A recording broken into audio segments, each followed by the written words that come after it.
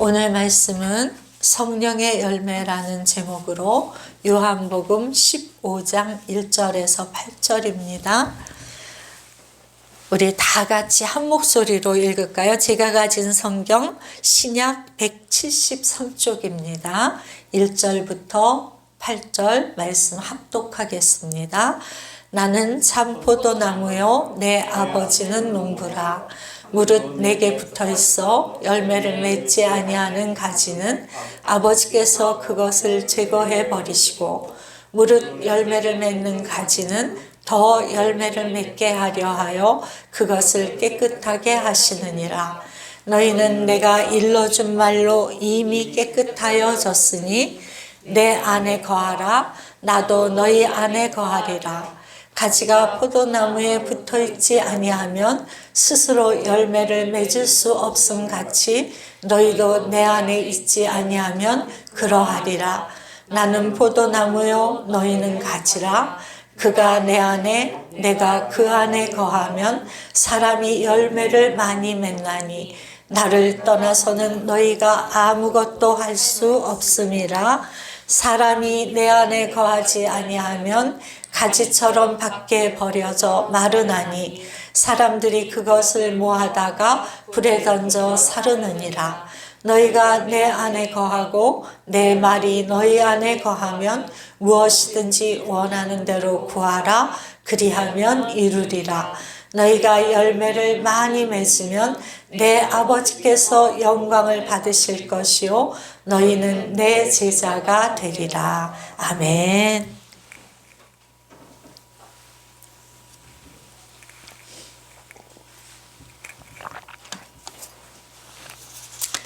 사랑하고 축복합니다.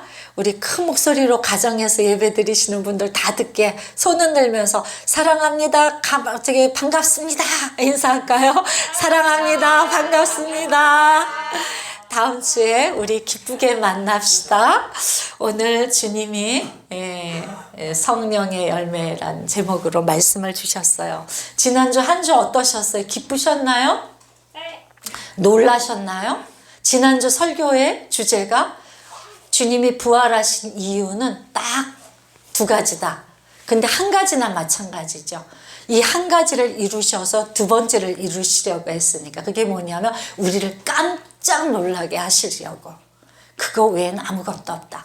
주님이 부활하신 이유는 우리가 깜짝 놀래야만 주님의 말씀을 귀담아 듣고 그 말씀을 지키려는 그 자발적인 마음이 일어나니까 놀라지 않으면 아무리 살아계신 하나님의 말씀했다고 그래도 설마 그럴 리가 그러면서 절대로 듣지도 행하지도 않기 때문에 우리는 하나님께 깜짝 놀라지 않으면 안 된다. 이 말씀을 지난주에 했습니다.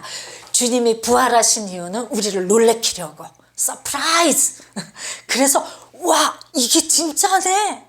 그러면 하나님 말씀 그렇게 허투루 들으면 안 되겠네. 그래서 열심히 듣게 하려고 그 말씀을 했어요. 지난주 여러분들이 꼭 하나님 때문에 깜짝 놀랄 일들이 있으셨으면 얼마나 좋을까.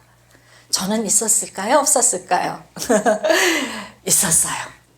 그 간증부터 시작을 할게요. 아주 사소한 놀람. 소확행이라고 그러죠. 소소한 행복. 그래서 그런 정말 사소하게 놀라게 해주신 일이 한 가지 있었어요. 뭐냐면 우리 안 권사가 좀 기분이 안 좋은 일이 있었대요. 운전하다가. 그래서 전화가 왔어요. 그냥 점심 밖에서 같이 먹을까? 그래서 그래 그럽시다. 그러고 이제 무슨 일이 있는지 모르는 채 준비하고 나가서 같이 이제 밥을 먹으러 가는 거예요. 가는데 전화가 때르릉 왔어요. 아는 분한테. 저한테 행복의 길을 한 다른 교회 교인입니다. 갑자기 아침에 목사님 생각이 너무 많이 나는데 제가 첫 월급을 받아서 목사님 식사 대접을 한번 하고 싶은데 코로나 때문에 그리고 또 뭐 제가 아픈 것도 몰랐거든요, 그분이.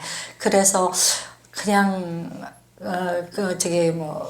전화를 했다고 그런 이야기를 이제 했는데 그 전에 전화가 와서 제가 막 저 아팠던 얘기, 지금 안 권사님하고 밥 먹으러 가는 중이에요. 막 그 얘기를 다 먼저 했거든요. 그랬더니 그 얘기를 들은 다음에 하는 얘기가 아침에 갑자기 목사님 식사 대접을 한번 하고 싶은데 코로나 때문에 못 가니까 그냥 조금 보내드려서 안 권사님하고 식사 한번 하시라고 그래야 되겠다 그랬다는 거예요.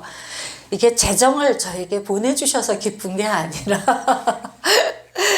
지금 안권사하고 밥 먹으러 가고 있잖아요.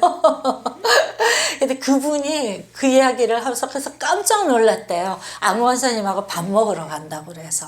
그래서 하나님 정말 살아계시고 틀림이 없으시네요. 그래서 저도 사양하지 않고 아멘 감사합니다 보내주세요 그러고 받았습니다. 주님이 하신 일이라고 생각이 들 때 저는 그걸 사양하지 않습니다. 네, 사람의 일이라고 생각을 하면 저는 사양을 하거든요. 그런데 그래서 사소한 주님이 정말 이렇게 일상적이고 사소한 것이지만 내가 너한테 기쁜 선물을 주고 싶어. 내가 너 하고 있는 걸 다 알고 있어. 이렇게 말씀하시는 것 같아서 기뻤어요. 또 한 가지는 안 좋은 일이었는데 그건 오늘 아침에 제가 깨달았어요. 우리 안권사가 이번 주에 2번이나 차 사고가 났습니다. 전혀 다치지 않았는데 차도 안 다치는데 왜 그 사람들이 그냥 요구하는 거 있잖아요. 그래서 15만 원 2번 이렇게 보내주는 일이 있었어요. 그런데 바로 그 지난주에 어떤 한 분이 그분도 다른 교회 분이고 저랑 아주 친하긴 하지만 지금 몇 달 동안 전화 한 통화 안 한 분인데 30만 원을 제 통장으로 보내셨더라고요. 그래서 무슨 일인가 그러고 이제 또 서로 통화하고 그랬는데 오늘 아침에 갑자기 하나님이 우리가 이렇게 재정이 나갈 일을 아셔서 정확하게 30만 원을 미리. 그래서 제가 사고가 났을 때 제 마음이 불편한 게 아니라 우리가 안 좋은 일이 일어나면 기뻐하라고 그랬잖아요. 왜 그러냐면 그게 안 좋은 일이 아니라 하나님의 선물을 받는 바로 그 문이기 때문이라고 그랬잖아요. 그래서 제가 안 좋은 일이 일어날 때 화를 내는 게 아니라 1년 동안 그 훈련을 제가 엄청나게 했잖아요. 그래서 안 좋은 일이 일어나도 이걸 불쾌하게 생각하거나 아주 왜 그런 사람들을 만났어? 이렇게 불평하는 게 아니라 얼른 이 일이 무슨 좋은 일일까? 주님이 무슨 선물을 주실까? 이걸 생각을 한다고 그렇게 실천하고 있잖아요, 우리 모두. 그래서 이 일도 제가 2번이나 연거푸 그런 일이 일어났지만 마음이 하나도 어두워지지 않고 그래 또 하나님이 그 사람들이 꼭 필요한 재정이었나 보지. 하나님이 그렇게 또 더 좋은 일을 주시겠지. 그렇게 이제 생각을 했는데 오늘 아침에 문득 더 좋은 일을 주시겠지만 미리 이미 주셨구나. 내 마음이 그 재정으로 어렵지 않도록 미리 주셨구나. 액수도 너무 정확하게. 그래서 또 깜짝 놀랐습니다. 3번째 깜짝 놀란 거는 이건 정말 주님의 인도하심인데 우리 청년 목자가 단톡방에 올린 묵상을 글을 보고 제가 깜짝 놀란 거였어요. 제가 이번 주 설교 월요일 날 주님이 주제와 그 모든 대지를 다 주셨어요. 그래서 제가 메모를 다 해놨거든요. 그래서 본문 말씀도 요한복음 15장 1절에서 8절을 딱 결정을 하고 이미 대지가 다 나와서 어떻게 말씀을 전하는 것을 다 정리를 해놓은 상태인데 화요일 날 우리 목자가 그거에 대한 말씀을 보냈더라고요. 한 청년이 상담하는 목사님에게 와서 저는 하나님 말씀을 잘 알고 싶어요. 하나님 음성을 잘 듣고 싶은데 어떻게 해야 될지 잘 모르겠어요. 이렇게 상담을 했다고요. 그랬더니 그 목사님이 하나님 말씀을 듣는 묵상은 잘하고 있나? 그랬더니 머뭇거리더니 한 15분 정도요 이렇게 이야기를 했다는 거예요. 그랬더니 목사님이 글을 쓰신 건데 15분 정도를 해서 하나님과 어떻게 친밀함을 가질까 그런 내용이었어요. 그런데 우리는 15분 정도 하나요? 하시는 분들도 있지만 안 하시는 분들이 더 많아요. 주일 예배만 딱 드리시는 분들만이 더 많아요. 주일 예배조차도 제대로 매주 못 드리시는 분들도 많아요. 그런데 하나님을 어떻게 알까요? 하나님을 알 수 있을까요? 하나님하고 친해질 수 있을까요? 우리가 사람도 서로 신뢰하는 사람, 호감을 가진 사람도 자주 만나서 서로의 깊은 이야기를 나눠야 친해집니다.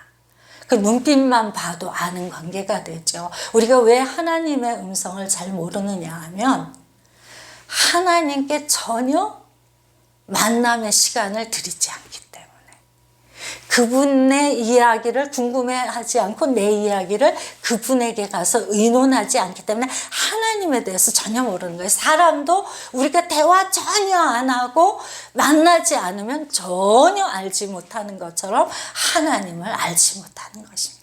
하나님을 모르는데 하나님의 이야기를 어떻게 듣겠습니까?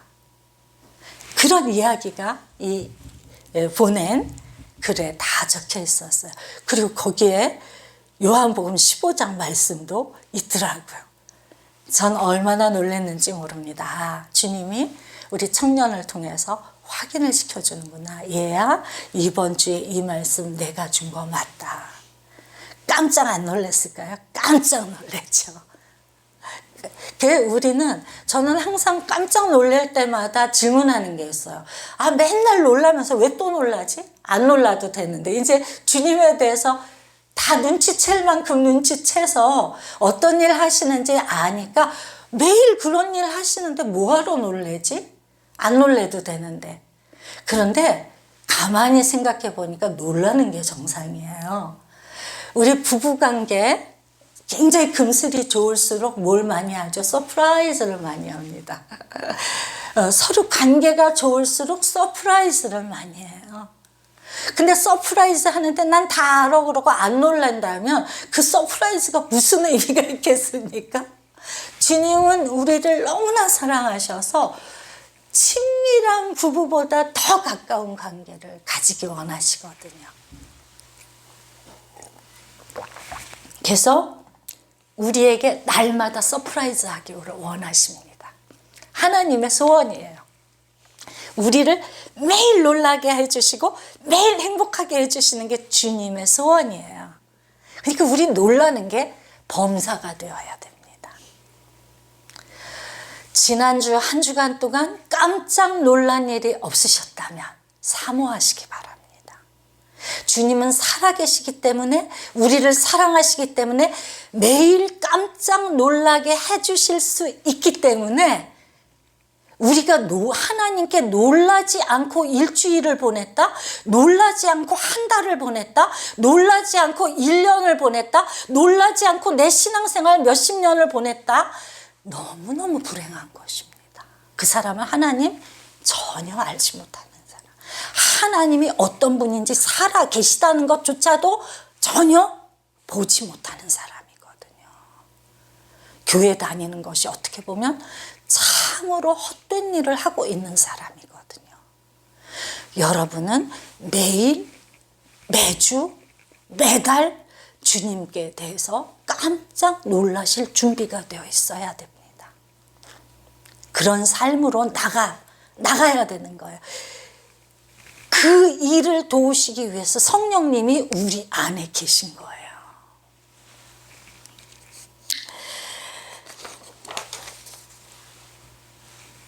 어떻게 주님이 살아계시고 어떻게 이렇게 우리를 놀래키시는 그 주님과 함께 잘 행복하게 잘 열매 맺으면서 살 수 있을까? 그게 오늘 말씀입니다. 오늘 주님이 알려주시는 것은 너희는 나 없으면 안 돼. 나 없이 평생 살았니? 네 삶이 아마 팍팍할 거야. 네 안에 기쁨이 없을 거야. 평안 없을 거야.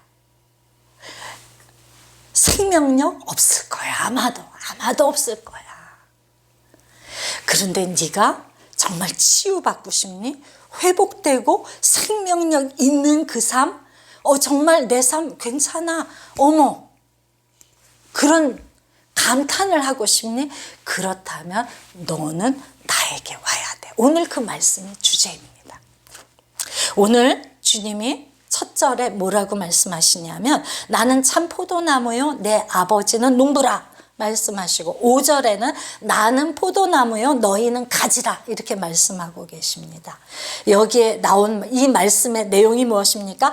하나님은 농부시고요, 예수님은 참 포도나무시고요, 우리는 그 참 포도나무의 접붙임을 받아야 될 좋지 못한 나무라는 것입니다. 이게 관계예요. 하나님과 나와의 관계. 하나님은 나를 잘 심으시고 잘 자라게 하시고 잘 열매 맺게 하시는 놀라우신 농부라는 것. 그리고 나는 예수님이라고 하는 그 참 포도나무의 접붙임을 받은 나 혼자만으로는 제대로 된 열매를 하나도 맺지 못하는 안 좋은 포도나무라는 것입니다. 자, 여기에서 오늘 나는 참 포도나무요라는 이 구절을 제가 영어 성경을 보게 되었어요. 그랬더니 I'm the true vine 이렇게 돼 있더라고요. 깜짝 놀란 게 the true vine, 그 참 포도나무. 더라는 정관사가 붙어 있더라고요. 다른 거 말고 다른 좋은 포도나무, 극상품의 좋은 포도나무, 다른 포도나무 말고 바로 예수 그리스도라고 하는 그 포도나무.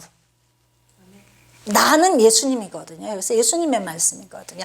내가 너를 네 인생의 열매를 극상품으로 맺게 할 바로 그 포도나무야라고 말씀하고 계시단 말이에요.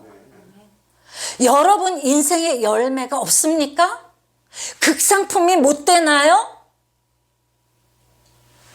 너는 나에게 접붙임을 받아야 돼. 그 이야기입니다. 그 뜻입니다. 네 열매가 부족하게 느껴져? 열매가 신통치 않게 느껴져?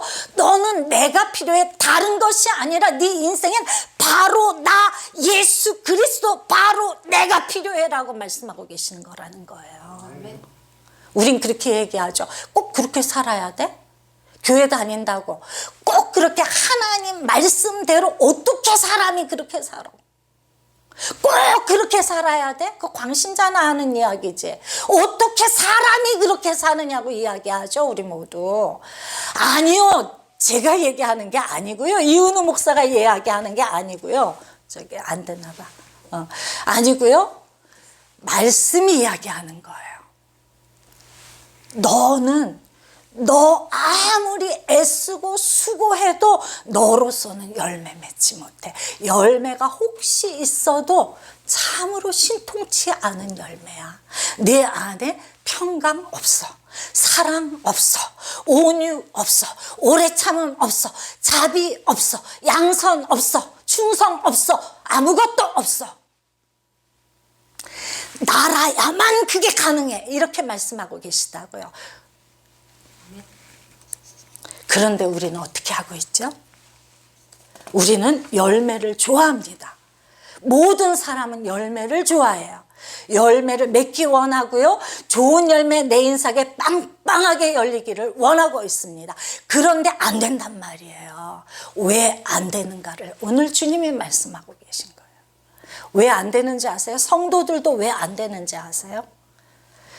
우리가 큰 오류를 범하고 있습니다. 그게 뭐냐면, 성도들이 범하는 오류가 뭐냐면, 이 사랑이라는 열매 맺고 싶어. 그리스도이니까 맺어야 돼.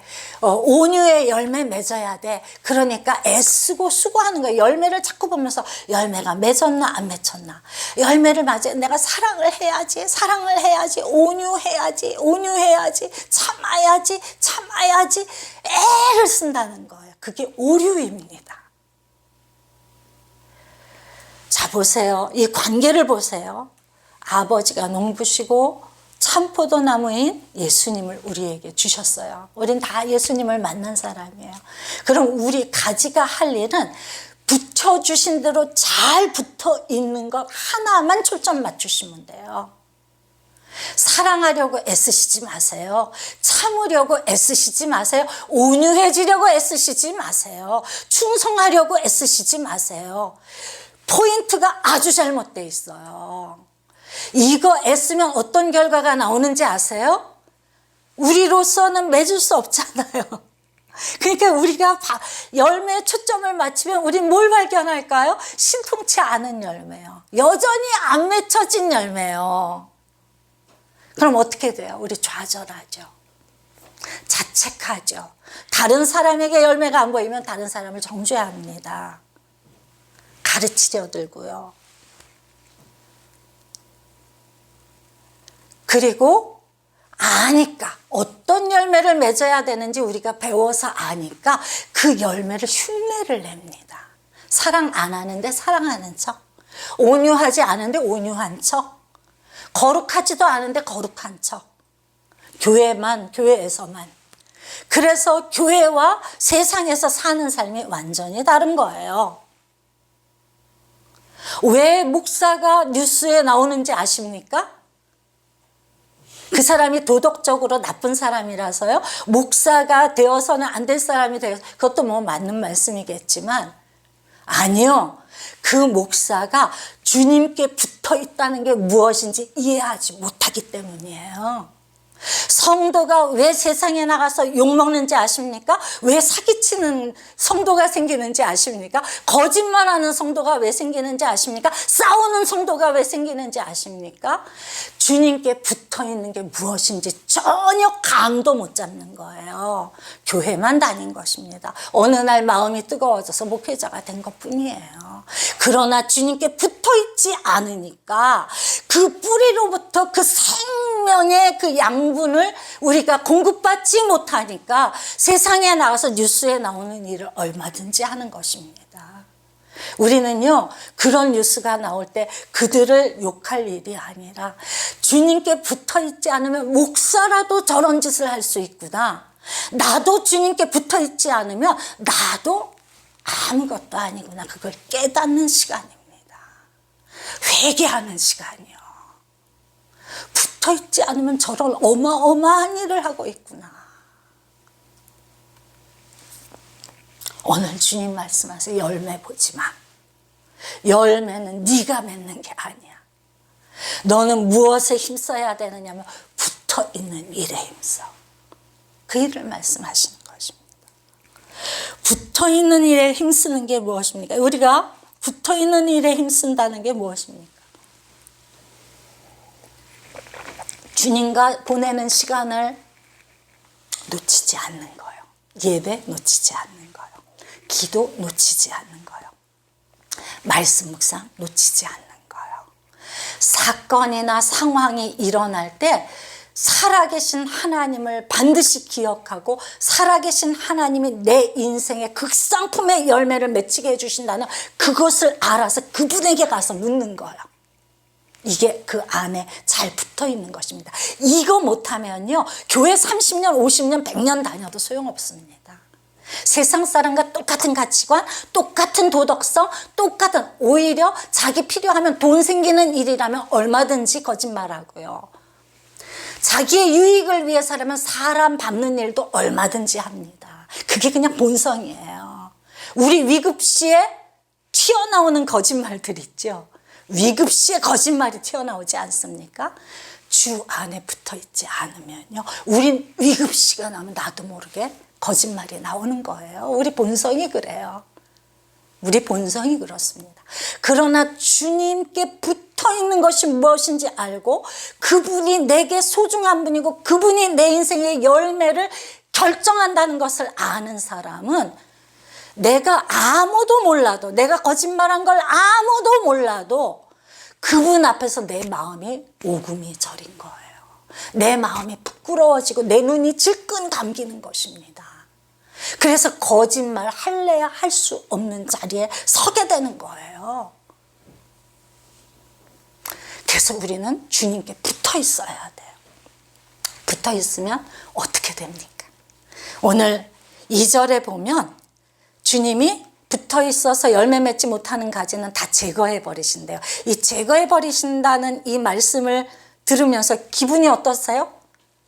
유경이 기분이 어때? 제거해 버려. 열매 못 맺으면 제거해 버려. 그러면 기분이 어때? 무섭지. 왜? 제거라는 단어를 심판, 징계로 생각하기 때문에 그래요. 그런데 이번에 제가 이 말씀을 묵상하면서 깜짝 놀랐어요. 이 제거가 징계인가요? 심판인가요? 아니요. 보세요. 제거해버리는 건 어떤 걸 제거하느냐 하면 우리의 죄를 제거하는 거예요. 열매 맺지 못하게 하는 것들을 제거하는 거예요. 그러니까 나를 뿌리 뽑으시는 게 아니에요. 접붙여 주시고는 하나님의 열매, 하나님이 원하시는 내 삶의 그 극상품의 열매에 방해되는 것들을 제거해 주시는 거예요. 그래서 내 죄를 제거해 주시고요. 내 그릇된 관점들을 제거해 주시고요. 내 삶의 안 좋은 습관들을 제거해 주시고요. 내 마음의 상처를 제거해 주시고요. 내 마음의 두려움을 제거해 주시고 불안을 제거해 주시고 수치심을 제거해 주시고 열등감을 제거해 주시고 교만을 제거해 주시는 거예요. 근사하죠? 주님 앞에만 있으면 내가 점점 그 내 인생의 열매 맺지 못하게 만드는 그 요소들이 하나하나 제거된다는 뜻이에요. 또 하나 제가 어떤 목사님 설교를 보는데 이 부분 설교를 보는데 저는 몰랐던 단어, 이 헬라어 단어로 이 본래 이 뜻이 또 한 가지가 있대요. 들어올린다는 뜻이 있대요. 깜짝 놀랐어요. 들어올린다고. 그 정말 공감이 가더라고요. 이 포도나무가 접붙임을 잘했어. 그래서 좋은 나무가 되고 뿌리에서 양분을 막 먹는다고 얘가 꼿꼿하게 잘 자라나요? 하늘을 향해? 얘 꼬불꼬불하잖아요. 포도나무가 꼬불꼬불하게 해가지고 자꾸 땅에 축축 처지잖아요. 떨어져요. 제거해버린다는 뜻 중에는 들어올린다는 뜻이 있다는 거예요.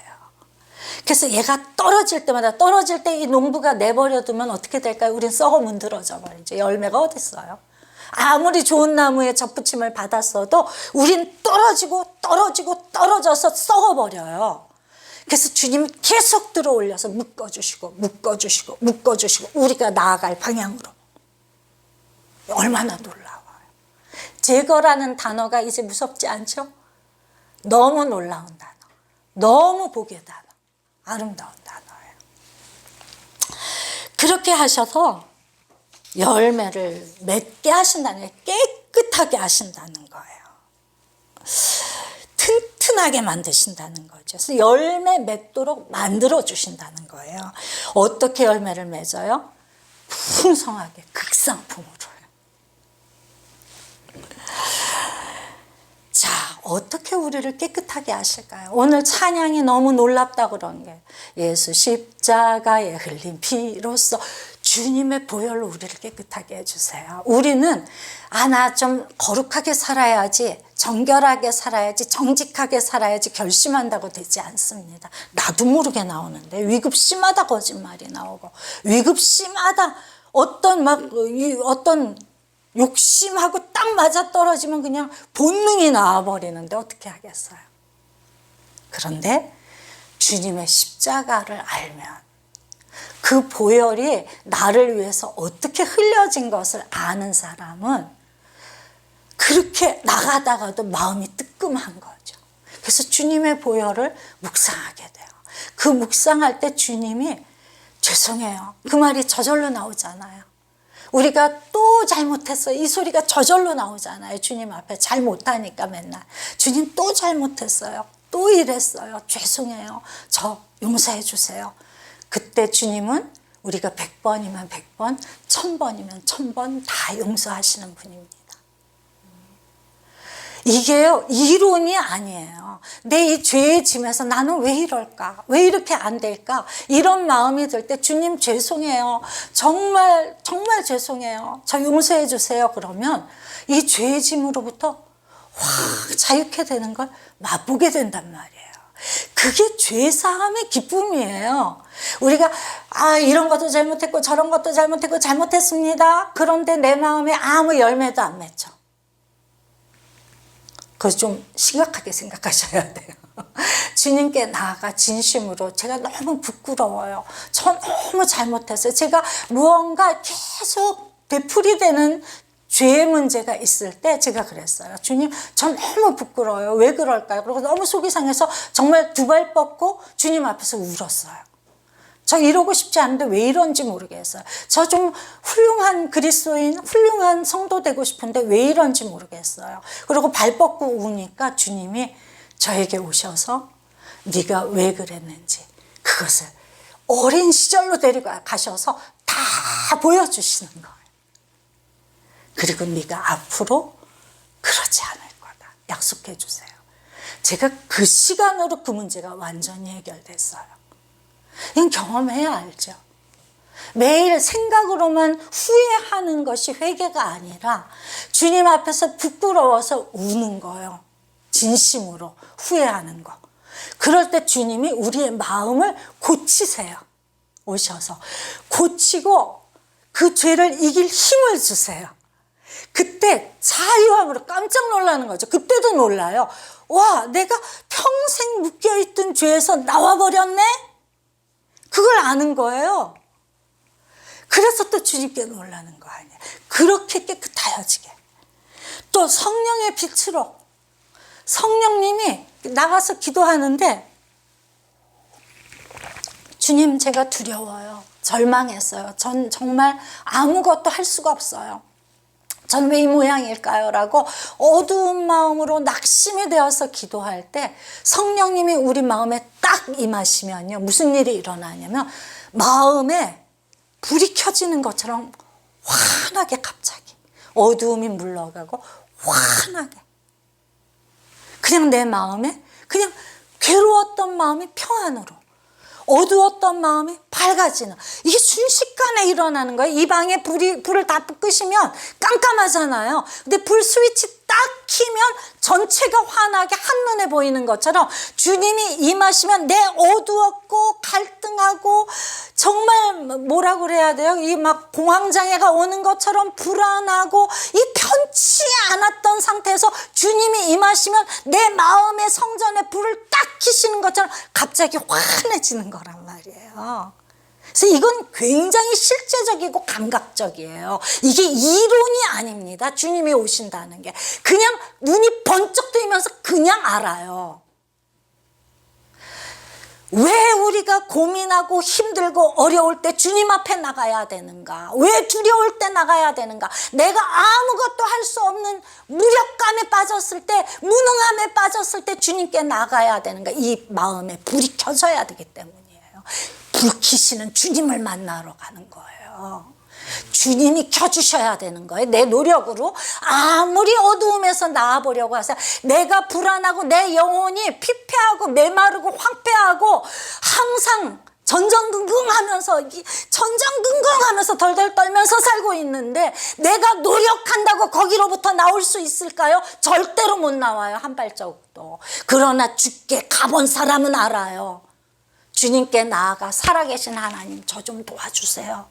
이 한마디에 임하시는 하나님을 만나본 사람은 알아요. 내 마음에 그 두려움과 불안이 한순간에 물러가 버리는 걸요. 그때 살아계신 하나님을 우리가 경험하는 거예요. 살아계신 하나님을 만난다는 게 단지 어떤 이상적인 무슨 상징적인 이야기가 아니란 말이에요. 실제고 생생한 내 경험이고 아무도 부인할 수 없는 실제라는 것입니다. 이 하나님을 만나야 돼요. 교회 안에 이 하나님이 계셔야 돼요. 이 하나님이 없는 교회는 무너져도 괜찮아요.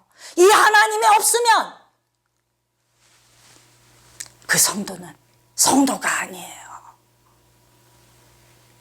주님이 깨끗하게 하게 하세요. 주님의 빛이 나를 밝히세요. 말씀이 임하면요, 말씀의 빛이 켜지면 우리의 모든 그릇된 사고방식이 다 제자리로 정렬을 해요. 우리가 그래도 사람이 돈이 필요하지, 주님이 우리 돈 필요한 거 모르실까요? 제가 얘기했잖아요. 병원비 기가 막히게 11조까지 계산해서 주셨다고요. 30만 원? 야, 보너스인가 보다 그랬어요. 주님이 보너스를 주셨나? 그랬더니 보너스가 아니라 30만 원 나갈 일이 그 다음 주에 있잖아요.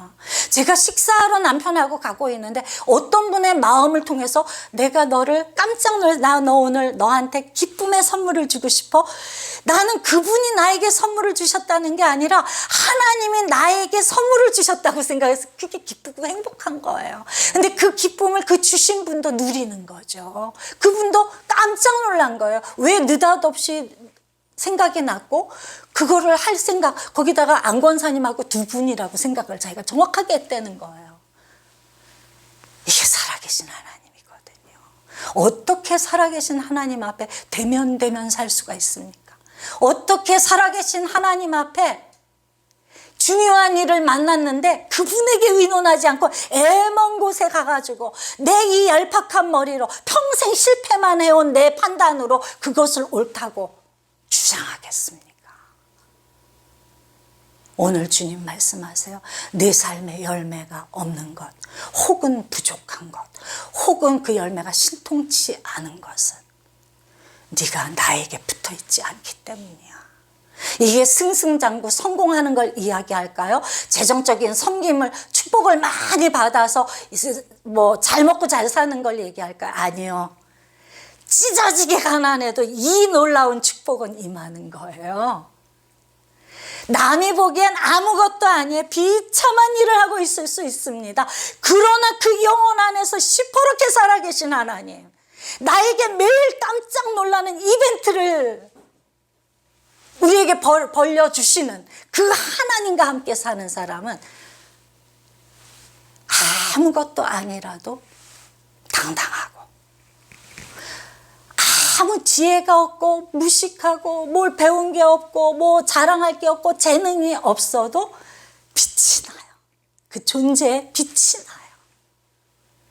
그 안에 참 기쁨이 있어서 사람을 대하는 것, 눈 들여다보는 것 자체가 달라져서 사람을 다 그냥 건성건성 다 하고 그 영혼을 들여다보지 못하던 우리가 사람을 보면 그 눈을 들여다보는 사람이 되게 하셔서 그 눈빛을 받은 사람이 왠지 위로를 받게 하시고 그 눈빛을 받은 사람이 왠지 그 사람을 의지하게 만드셔서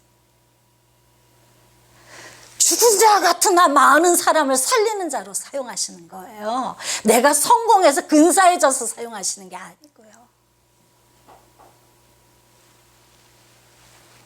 그게 놀라운 성도들의 열매입니다. 우리가 가난해도 많은 사람을 살리는 그 5만 번 기도 응답받은 조지 물러 목사님, 평생 동안 5만 번의 기도 응답받았다고 하잖아요. 그 고아들을 재정 펀드를 하나도 확보하지 않은 상태에서 하나님의 말씀만 듣고 순종하여 고아원을 차렸으면서 한 끼도 굶어본 적이 없다지 않습니까? 근데 아침에 식사가 없으면 애들을 다 앉힌대요. 수저놓은 식탁에, 빈 식탁에 줄 게 없는데 앉히고 우리 하나님께 기도합시다.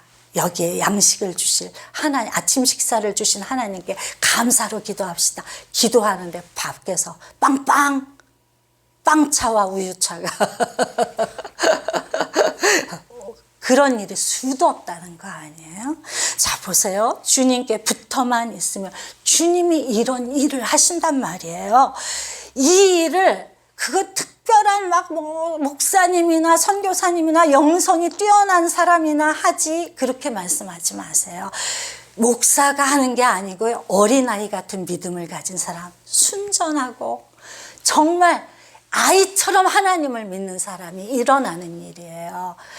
하루에 3시간, 5시간 기도하고 묵상하는 영성가에게 일어나는 것이 아니라 하나님을 하나님으로 아는 사람에게 일어나는 일이라는 거예요.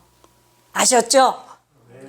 우리는 이 삶으로 나가야 돼요. 이 삶이 아닌 성도는 성도가 아니고요. 이 삶을 살라고 말해주지 않는 교회는 교회가 아니에요. 우린 다 이 삶으로 나가야 돼요. 100명의 교인이 있으면 100명이 전부 나가야 됩니다. 우리의 꿈은 여기에 있지 못하여 이 삶으로 초청받지 않은 사람을 이 삶으로 이끌어서 이 삶을 살게 하는데 우리의 모든 목적이 있는 거예요. 우리의 본질을 회복합시다. 성도로서의 본질, 교회로서의 본질. 그러면 세상이 교회를 걱정하지 않게 될 것입니다. 주님께 붙어 있지 못하여 세상에 걱정을 끼치는 목회자, 세상에 걱정을 끼치는 교회가 아니라, 그런 성도가 아니라, 나는 이름도 없고 빚도 없고 아무것도 자랑할 것이 없으나 내가 있는 곳에서 사람들은 내 눈빛을 통해서 자기의 영혼이 위로받는 그런 성도. 누가 오든지 사람의 외모로 판단하는 것이 아니라 우리 함께 이 놀랍고 아름다운 삶으로 가자고 초청하고 그 일을 위해서라면 내 손에 쯤은 아무것도 아닌 얼마든지 섬길 수 있는 성도들로 채워진 교회. 그 꿈을, 하나님의 꿈을 알고 이루어 나가는 교회예요. 우리가 그 교회가 되어야 됩니다. 그 성도가 되어야 됩니다. 그러기 위해서는 예수님 바로 그 나무에 붙어있지 않으면 안 된다는 거예요. 그 예수님의 십자가 안에 내가 들어갈 용기를 가져야 되고요. 죽어도 좋아. 나는 죽어도 좋아. 주님 나라만 온다면 난 죽어도 좋아. 이게 우리 안에 되어야 되고요. 성령님이 오셔서 내 안에 불을 켜시기까지는 난 아무것도 할 수 없는 무력한 자라고 고백하는 그 고백이 우리 입술에 있어야 되고요. 말씀이 임하셔서 내 거짓 진리를 박살을 내실 때까지 그 말씀을 사모함으로 기다리는 열정이 우리 안에 있어야 된다는 것입니다. 종전나무 숲교회 성도님들, 다음 주에 우리 만나서 예배 같이 드리게 돼요. 이런 교회로 새롭게 출발합시다. 하나님이 이 2개월, 3개월이라는 시간을 통해서 너 나 없이도, 교회 예배 없이도 예배 드리는 사람이야? 아니야.